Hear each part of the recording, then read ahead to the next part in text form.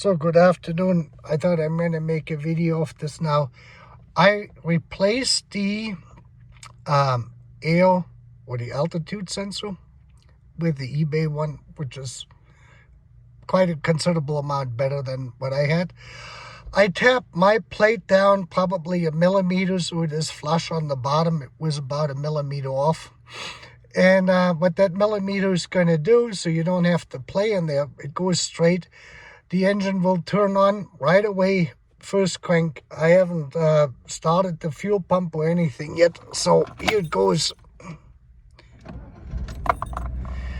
Just like this overnight, the first start, and now you will see it drops off, and our temperature is around 65 today, and we're right there at 650, 700, 750 in that range.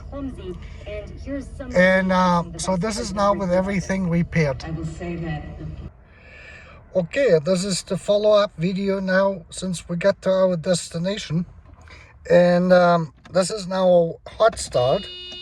You can see the temperature is up. We started it, and now it's going to start to drop off, and it drops off a little bit slower, and eventually we will get there.